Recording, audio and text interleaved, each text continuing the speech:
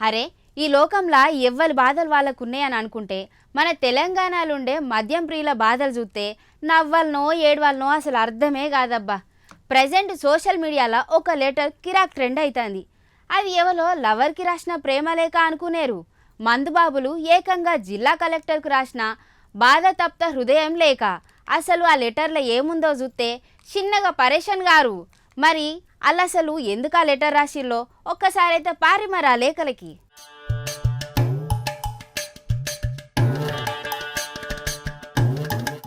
రాష్ట్రంలో జూన్ 2 తర్వాత లిక్కర్ ధరలు పెరిగే అవకాశం ఉందట అని ఒక వార్త గల్లీలల్లా గట్టిగా చక్కర్లు కొడుతుంది. గీ ముచ్చటిన మన సిరిసిల్ల మందుబాబుల గుండెలాగిపోయినంత పని అయిపోయింది. దాంతోటి వాళ్ళంతా కలిసి గ్రూప్ మీటింగ్ పెట్టుకొని మద్యం ధరలు పెంచకండి సారు అనుకుంటా కలెక్టర్ సార్కు అప్లికేషన్ పెట్టుకున్రు. ఆ లేఖలో ఏమని రాసిండ్రో ఎరికేనా సారు? ఆల్రెడీ మన పక్క రాష్ట్రాల కంటే మన టీజీలనే మద్యం ధరలు నెక్స్ట్ లెవెల్ ఉన్నాయి. రూపాయి కూడబెట్టి సాయంత్రం దాకా కష్టపడితే వచ్చే పైసలన్నీ ఇందుకే పోతాయి. ఇంకా ధరలు పెంచితే ఆ భారాన్ని మా గుండెలు మా జేబులు అస్సలు మోయలేవు సారు. దయచేసి మా మీద కరుణ చూపిండ్రి, ధరలు పెంచకుండ్రి అని లెటర్లా బాధ అంతా చెప్పుకుండ్రు. అబ్బబ్బబ్బబ్బా ఏం టైమింగ్ అబ్బా.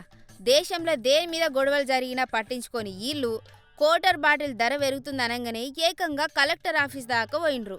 సర్కార్కు మేమే పెద్ద ఆదాయ వనరులం అన్నట్టు పక్కా హక్కులతోటే లెటర్ రాసిండ్రు. ఈ లేఖ ఇప్పుడు సోషల్ మీడియాలో బగ్గనే వైరల్ అవుతుంది. మందుబాబుల ఐక్యత వర్ధిల్లాలి అనుకుంటా నెటిజన్లు సుతం కామెంట్లు పెట్టబట్టే.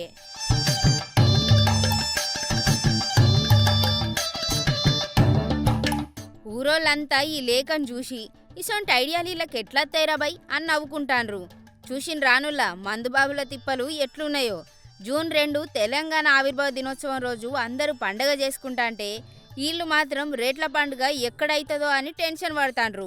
మరి కలెక్టర్ సార్కు రాసిన ఈ కిరాక్ లెటర్ మస్తు వైరల్ అవుతుంది. అయినా పెట్రోల్ రేట్లు అమాంతం పెరుగుతాయి.